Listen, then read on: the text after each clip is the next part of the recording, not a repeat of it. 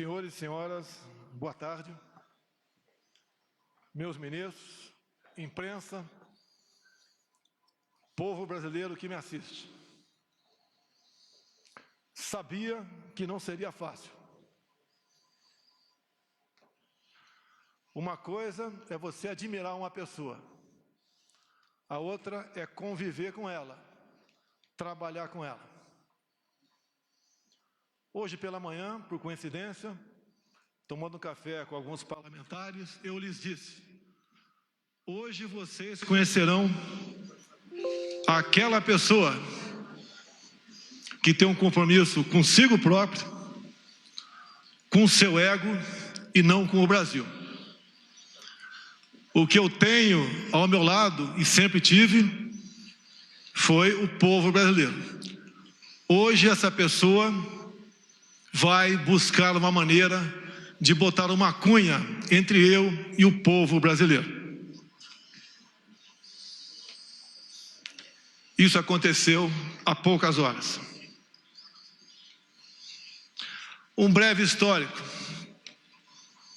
Todos nós conhecemos o senhor Sérgio Moro, das suas decisões lá da Vara Federal de Curitiba. A Lava Jato já existia, mas ninguém nega o seu brilhante trabalho.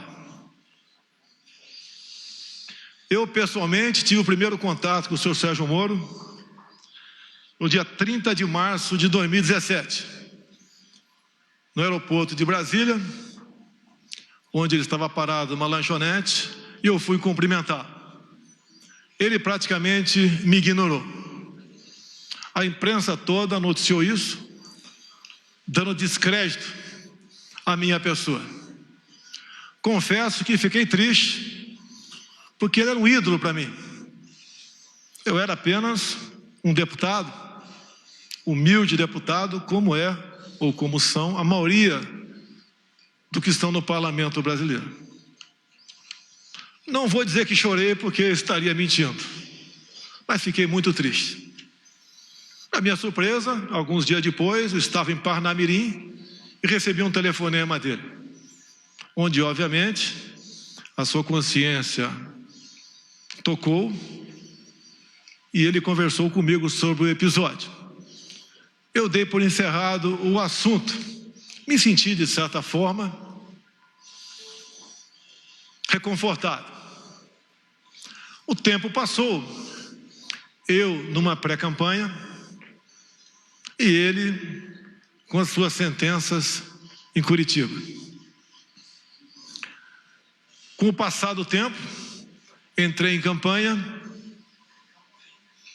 e, como, no meu entendimento, não tinha como me deter, tentaram me assassinar.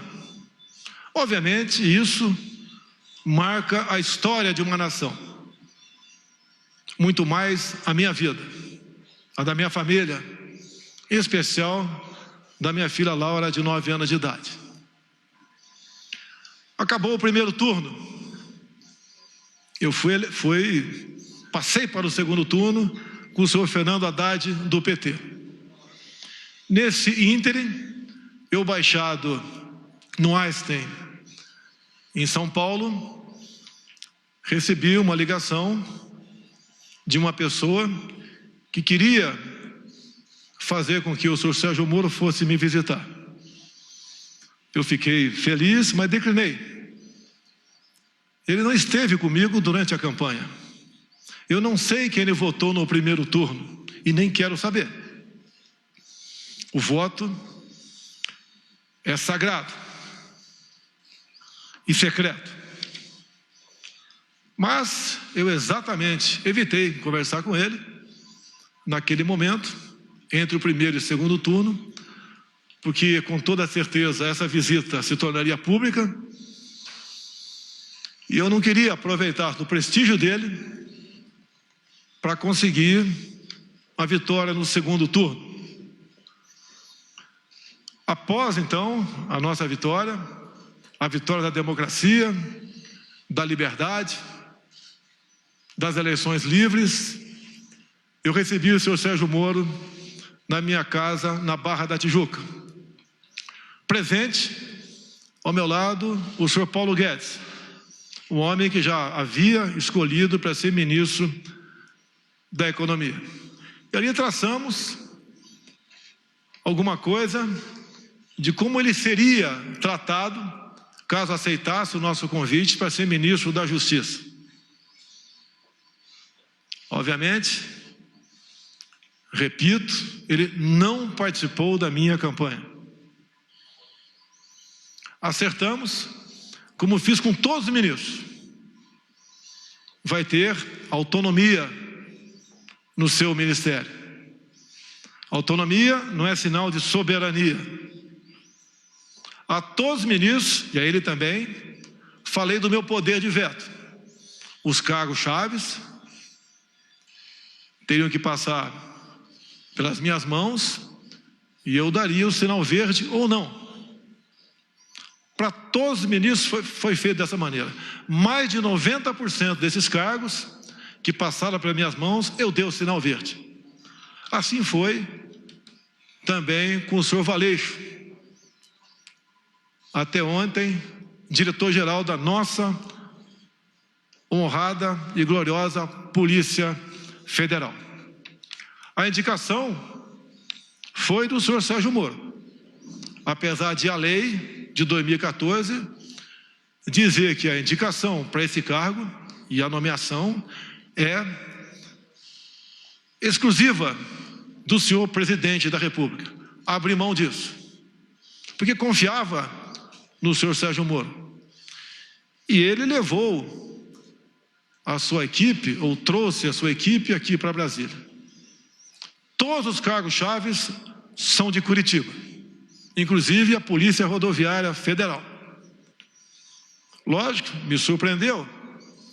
Será que os melhores quadros da PF, todos estavam em Curitiba? Mas vamos confiar, vamos dar um crédito. E assim nós começamos a trabalhar. O senhor da imprensa bem sabe que eu não conto com a isenção, na maioria das vezes, por parte de vocês, nas matérias publicadas. Desde o começo, já se começou a falar que eu estava dificultando operações de combate à corrupção. Porque as operações, com muito menos intensidade, apareciam. Mas é óbvio que isso ia acontecer. Se as nossas indicações para ministérios, bancos oficiais e estatais não passavam por indicações partidárias, está na cara que a fonte da corrupção não era tão abundante quanto antigamente. Isso começou a bater sobre mim, como se eu tivesse contrário à Lava Jato. Isso não é verdade. As grandes operações da PF no passado foram em cima de estatais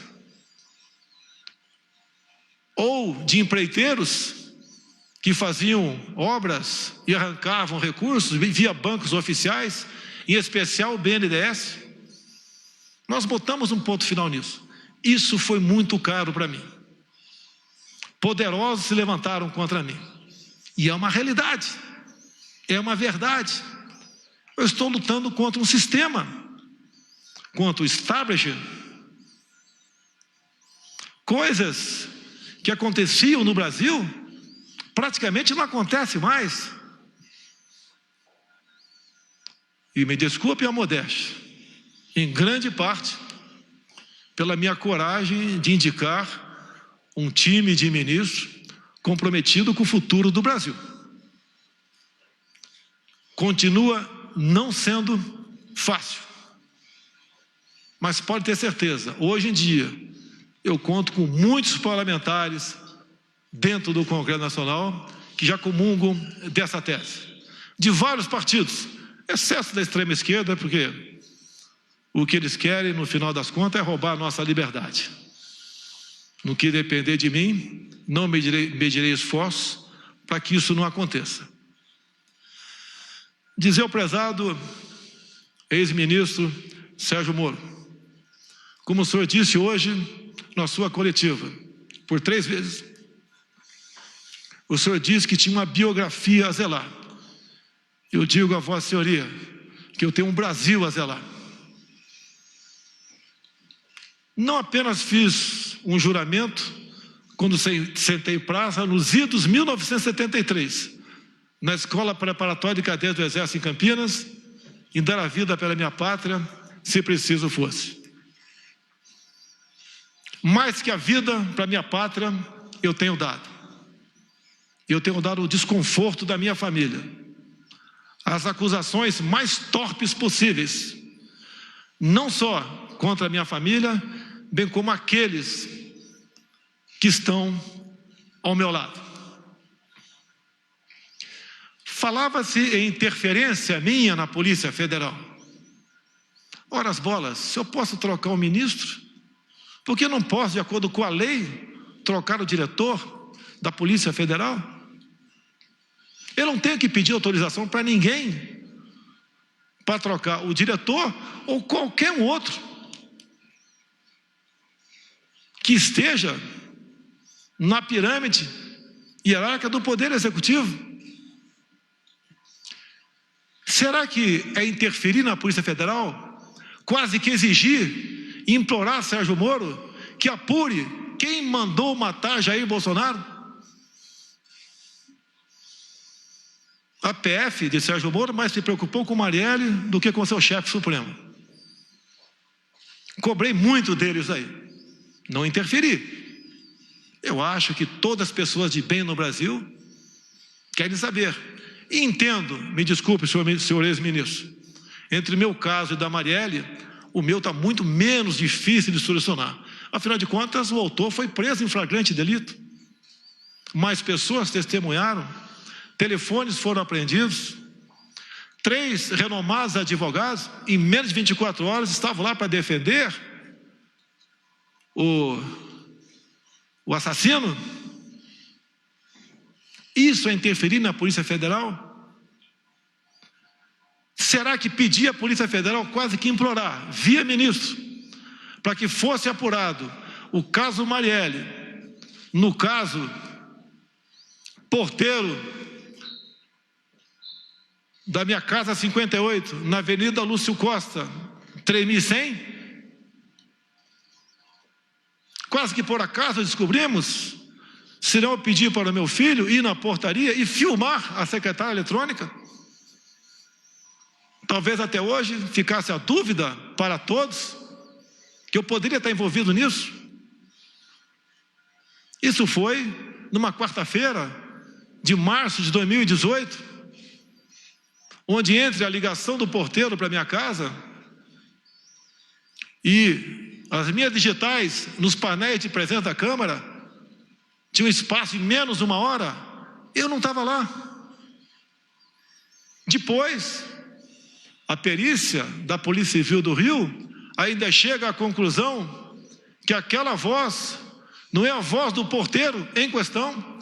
Será que é interferir na Polícia Federal, exigir uma investigação sobre esse porteiro? O que aconteceu com ele?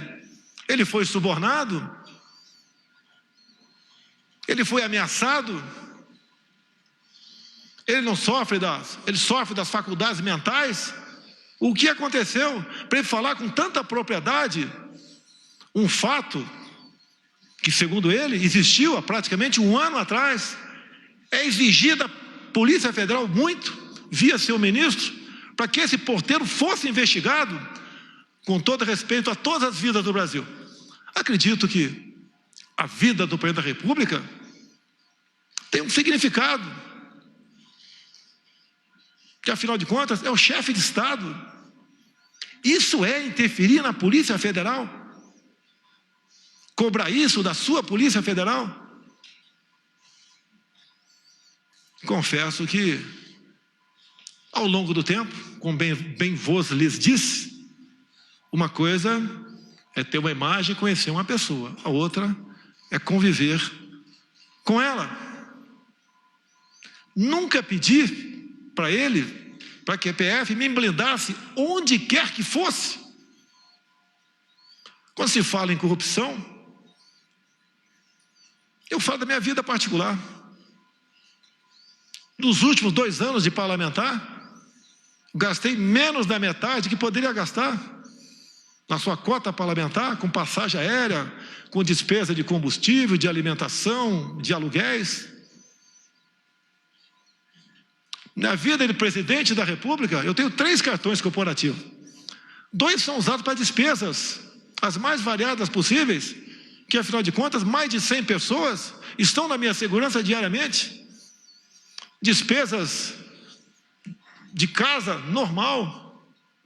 E um terceiro cartão, que eu posso sacar 24 mil por mês, sem prestar conta. Eu posso sacar 24 mil reais e gastar onde bem entender, sem prestação de contas. Quanto eu usei dessa verba desde janeiro do ano passado? 0. Isso é obrigação. Desliguei o aquecedor da piscina olímpica do Alvorada. Modificamos o cardápio. Mas isso não tem nada a ver. É obrigação da minha parte. Mas só para lembrar que eu tenho preocupação com a coisa pública e busco dar exemplo. Quando se fala em interferência, tem aqui um ministro meu, tão importante quanto os demais, que nós somos uma corrente, nenhum elo é mais forte que a própria corrente, o Paulo Guedes. Quando eu vi que o Inmetro, que é um órgão parecido até, logicamente, cada um na sua função, com a Polícia Federal, com a PRF, com a Secretaria da Cultura, do Marcelo Avantônio, entre tantas outras. Eu falei, Paulo Guedes, eu vou implodir o Inmetro. Porque o que eu descobri lá, nós não podemos deixar o povo sofrer dessa maneira. Queriam trocar 1.600.000 tacógrafos de motoristas, de viaturas, cada tacógrafo custando R$ 1.900. Quem ia pagar a conta era o motorista de caminhão, o motorista de van, de ônibus. Queriam trocar todos os taxímetros do Brasil. Só no meu estado, Rio de Janeiro, 40 mil taxistas iam ter que comprar um novo taxímetro. Queriam um chip em cada bomba de combustível no Brasil, onde nós ficamos sabendo que não teria a sua devida eficácia. Não tem, essa conta não foi para o povo pagar.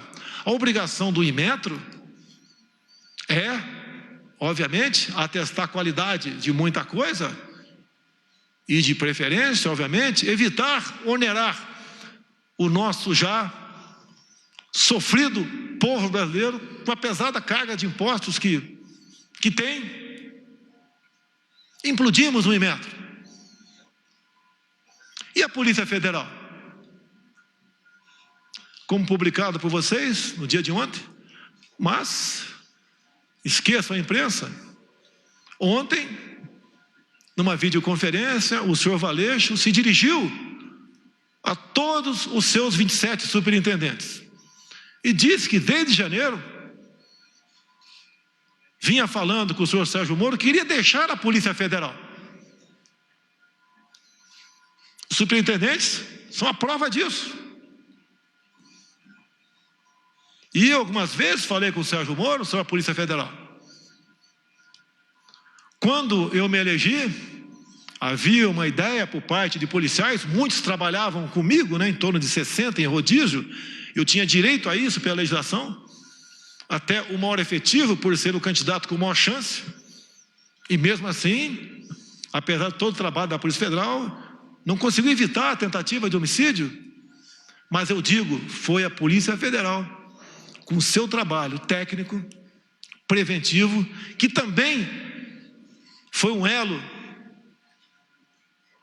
na salvação da minha vida.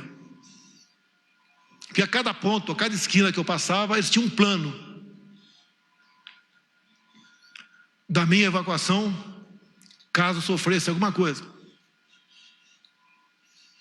Então a Polícia Federal, em primeiro lugar, eu devo a minha vida a esses homens, bem como alguns policiais militares de Brasília e do Rio que voluntariamente estavam lá em Juiz de Fora. E o que eu quero, o que nós queremos da Polícia Federal, que ela seja usada em sua plenitude, que as suas operações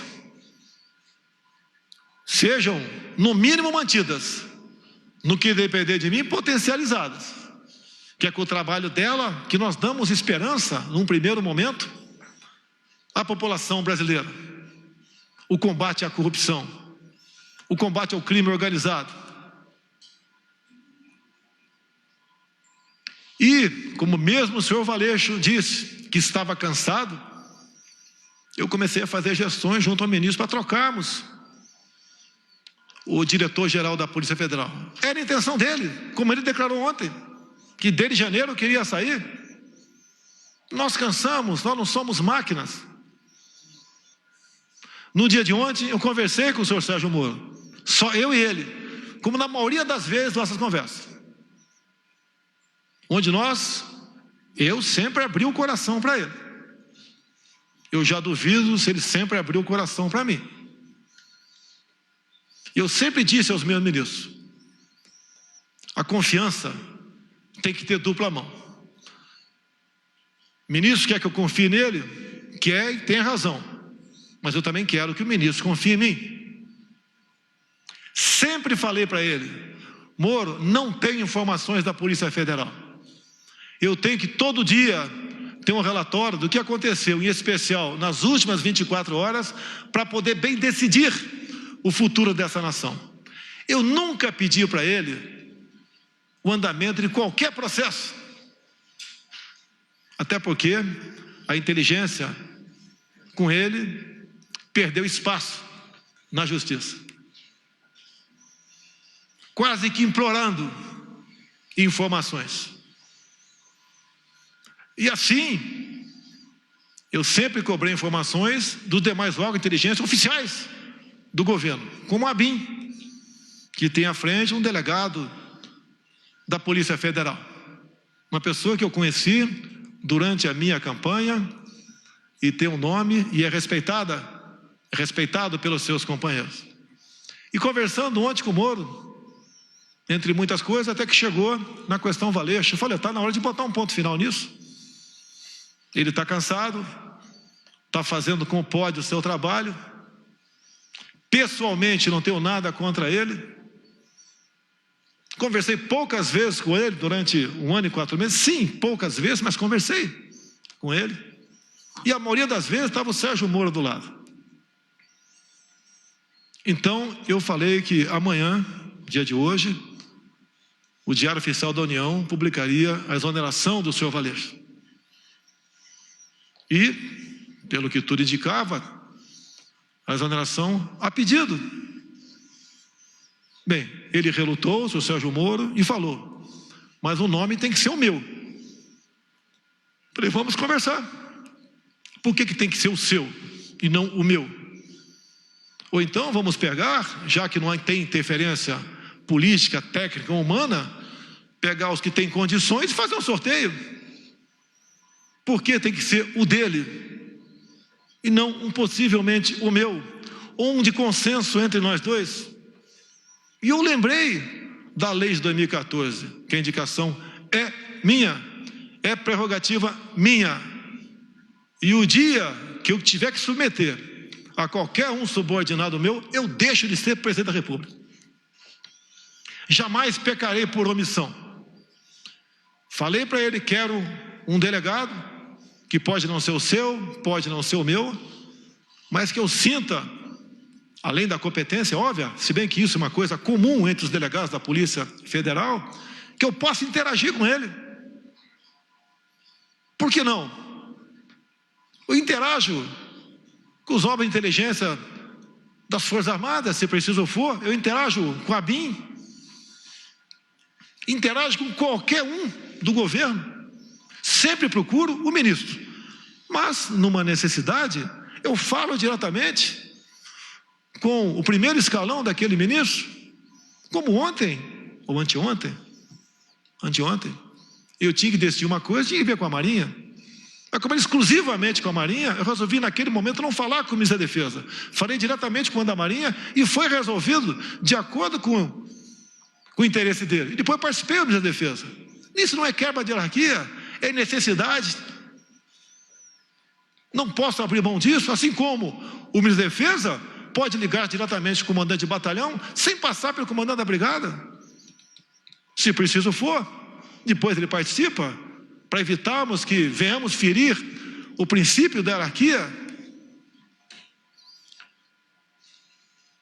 E mais, já que ele falou em algumas particularidades, mais de uma vez, o senhor Sérgio Moro disse para mim, você pode trocar o Valeixo sim, mas em novembro, depois que o senhor me indicar para o Supremo Tribunal Federal. Me desculpe, mas não é por aí. Reconheço as suas qualidades em chegando lá, se um dia chegar, pode fazer um bom trabalho, mas eu não troco. E outra coisa, é desmoralizante para um presidente ouvir isso, mais ainda externar, ou não trocar, porque não foi trocado, sugerir a troca de 2 superintendentes entre 27. O do Rio, a questão do porteiro. A questão do meu filho, 04, o Renan, que agora tem 20, 21 anos de idade. Quando, no clamor da questão do porteiro, do caso Adélio, que os 2 ex-policiais teriam ido falar comigo, também apareceu que o meu filho 04 teria namorado a filha desse ex-sargento. Eu comecei a correr atrás. Primeiro eu chamei meu filho. Abre o jogo. Pai, eu saí com metade do condomínio, nem lembro quem é essa menina, se é que eu estive com ela. Hoje a vida é assim. A intenção de dizer que o meu filho namorava a filha do ex-sargento, era que nós tínhamos um relacionamento familiar. Eu não me lembro dele. Pode ser até que tenha tirado foto com ele. Durante pré-campanha e campanha era comum eu tirar em média 500 fotografias por dia, porque essa era a minha imprensa. E daí eu fiz um pedido para a Polícia Federal, quase com por favor, chegue em Mossoró e interrogue o ex-sargento. Foram lá, a PF fez o seu trabalho, interrogou e está comigo a cópia do interrogatório, onde ele diz simplesmente o seguinte: a minha filha nunca namorou a filha do presidente Jair Bolsonaro, que a minha filha sempre morou nos Estados Unidos. Mas eu é que tenho que correr atrás disso? Ou é um ministro, ou é uma Polícia Federal que tem que se interessar? Não é para me blindar, porque eu não estou em curso em nenhum crime. A mídia, outras instituições já me botaram de cabeça para baixo, chacoalharam tudo. Levantaram até que com 5 anos de idade, revista Época, eu chamava uma mulher de gorda em Eldorado Paulista. Descobriram, eu nem sabia, que a avó da minha esposa já foi presa por 3 anos por tráfico de drogas. Confesso que não sabia. E se eu soubesse, teria casado com a senhora Michele assim mesmo. Fiquei sabendo através de vocês também que a mãe da senhora Michele cometeu o crime de falsidade ideológica. Na sua inocência, em vez de fazer uma cirurgia plástica para ficar mais jovem, né, mais bonita, ela resolveu fazer uma cirurgia na certidão de nascimento, diminuindo 10 anos a sua idade.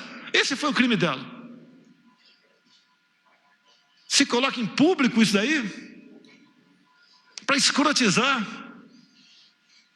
para dizer que ela não tem caráter. O caso Queiroz, eu conheço o Queiroz desde 1984, no 8º grupo de campanha paraquedista, foi para a Polícia Militar, depois de um tempo, fizemos amizade, veio trabalhar comigo, com meu filho. O que porventura ele faz, ele responde pelos seus atos. Não foi por uma, foi por 2 vezes que o Queiroz teve dívida comigo. Me pagou com cheques. E não veio para minha conta esse cheque, porque eu simplesmente deixei no Rio de Janeiro. Não estaria na minha conta. E não foram 24 mil reais, foi 40 mil reais. Desde o primeiro momento. Não é que uma pessoa, porventura, faz algo de errado, está do nosso lado. Você tem que ser responsabilizado. E o tempo todo ser cobrado por isso.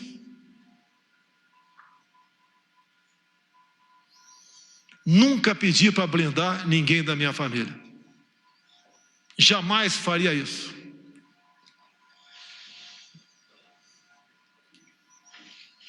Agora, eu lamento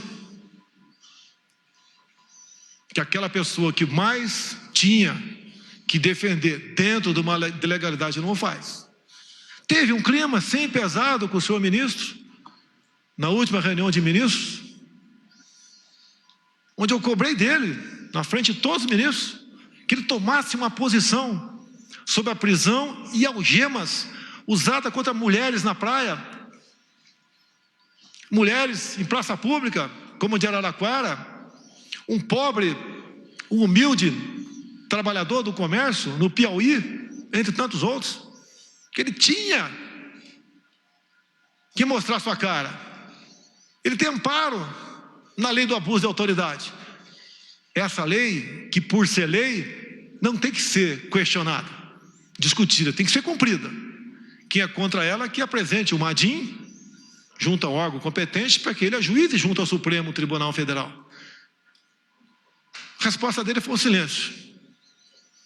Boas matérias, ele aparece. Mas se omite. A minha vida, as minhas ações, muitas vezes, elas são de um arrebento, de explosão. Eu não posso admitir cercear o direito de ir e vir quem quer que seja. E a lei que fala sobre isso, no caso de pandemias, é alguém comprovadamente infectado.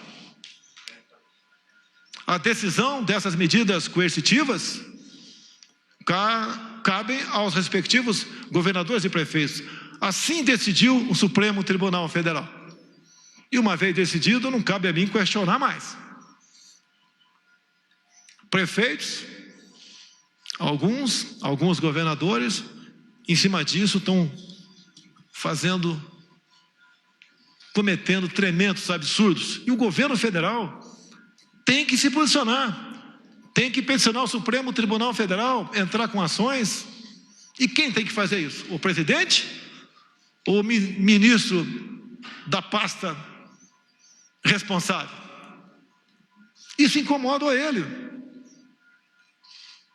É um ministro, lamentavelmente, desarmamentista, dificuldades enormes com decretos para facilitar para os CACs ou para aqueles que têm uma arma, a compra de armamento, de munição.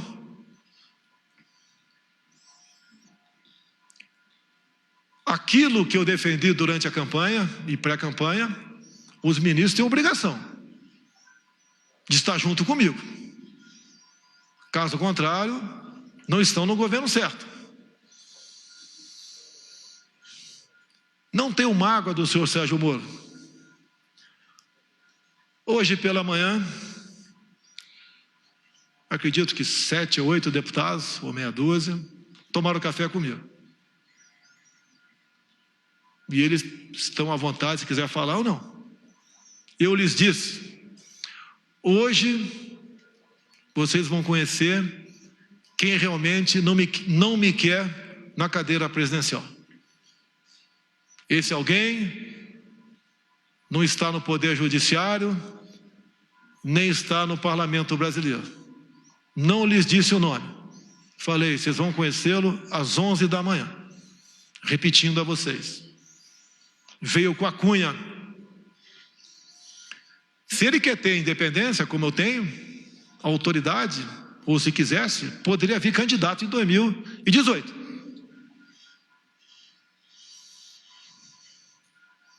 Agora, eu não posso conviver, ou fica difícil a convivência, com uma pessoa que pensa bastante diferente de você. Um fato que foi noticiado muito no início do ano passado, ele nomeou a senhora Ilona Sabó como suplente de um conselho, e nós sabemos que essa senhora, ou senhorita, tem publicações, as mais variadas possíveis, defendendo o aborto, ideologia de gênero, entre tantas outras coisas, que são em completo desacordo com as bandeiras que eu defendi, que os cristãos brasileiros também defendiam, e até ateus defendiam também. Não foi fácil conseguir a exoneração dessa pessoa, porque o tempo todo você me deu carta branca e porteira fechada. Mas quase sempre se lembrava do poder de veto. Torci muito para dar certo. Muito. Mas infelizmente, ou felizmente, no dia de hoje, após nossa conversa no dia de ontem, eu até fui sinalizado que ele compareceria à presidência e seria bem recebido, como foi o senhor Mandetta há poucos dias, para comunicar seu afastamento, ou para tentar a última cartada. Tem mais esses nomes aqui para o DG. O senhor concorda com algum desses ou não? E daí tomar uma providência. Eu sempre fui do diálogo. Vocês não vão encontrar nenhum ministro meu que vai dizer que eu impus qualquer coisa para ele. Ele resolveu marcar uma coletiva e fez acusações infundadas, que eu lamento. Para muitos, vai deslustrar a sua tão defendida biografia. Nós que estamos na linha de frente, nós ministros, tem algo mais importante que a nossa biografia. É o bem-estar do seu povo, é o futuro dessa nação. Vamos levar, no sentido figurado, muito tiro na cara, mas vamos cumprir a missão. Aqui tem ministros que apanham todo dia, como Abraham Van Trauben, por exemplo. Outros apanham também, mas esse é um exemplo. Luta contra uma doutrinação de décadas, onde vem demonstrando que a educação do Brasil nunca teve tão mal. Não só as provas do PISA, bem demonstram que estamos em várias matérias, em último na América do Sul, em último no mundo. Isso tem que ser mudado. Ele tenta e vem demonstrando com muito trabalho que não vale, senhores pais, senhoras mães, que seu filho tem um pedaço de papel escrito diploma. Ele tem que exercer aquele ofício. O diploma, hoje em dia, passou a ser apenas uma figura decorativa para alunos. Ele tem que ser um bom profissional e não um bom militante.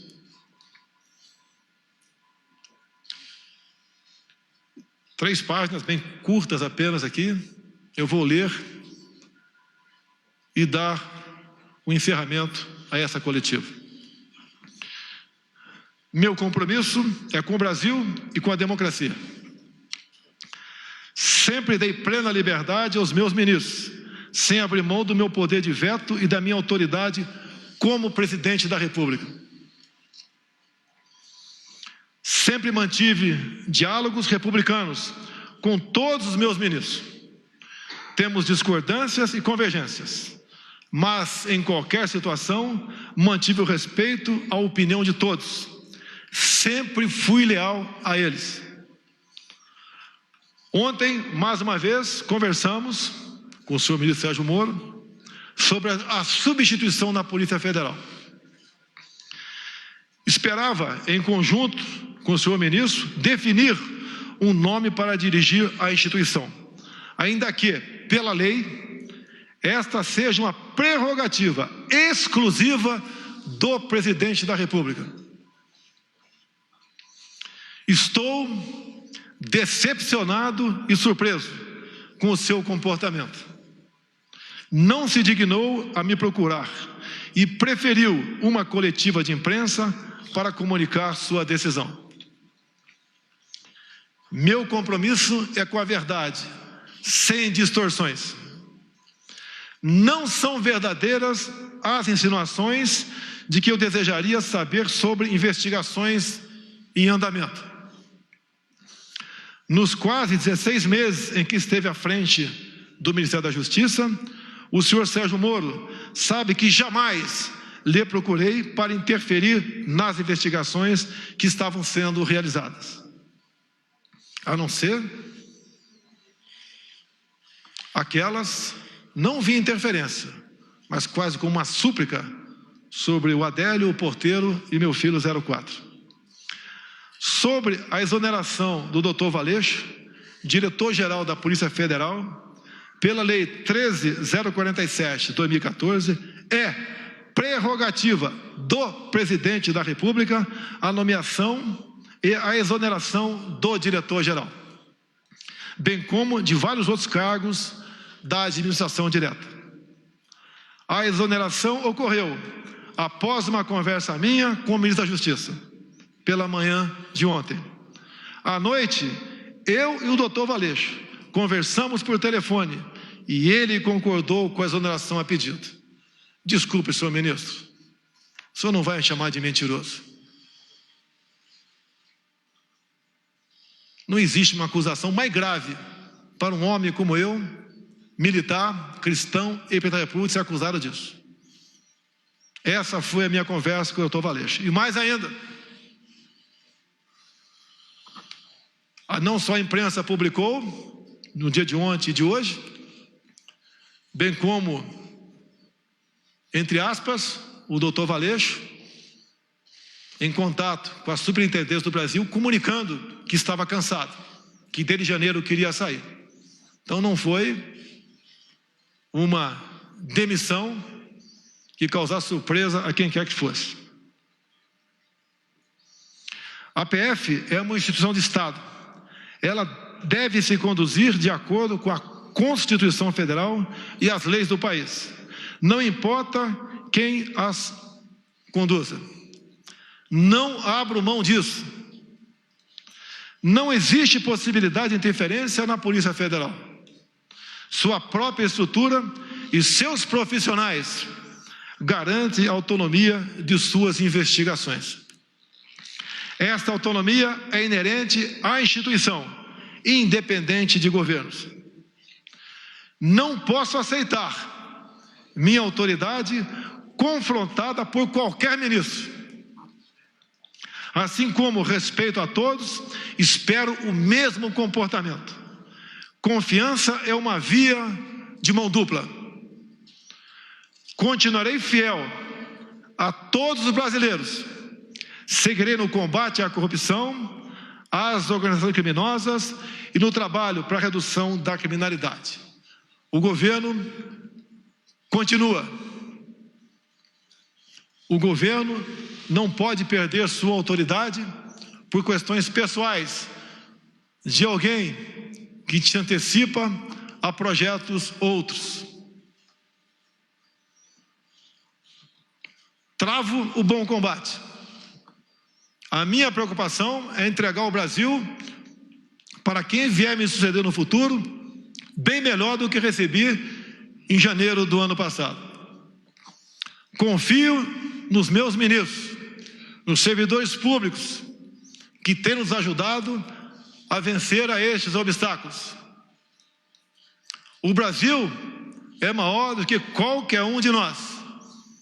Esse é o nosso compromisso. Esse é o nosso dever de servir a pátria. A pátria vai ter de cada um de nós o seu empenho, o seu sacrifício e, se possível, se for necessário, o teu sangue para defender a democracia e a liberdade. Meu muito obrigado a todos os senhores. Está encerrado este pronunciamento.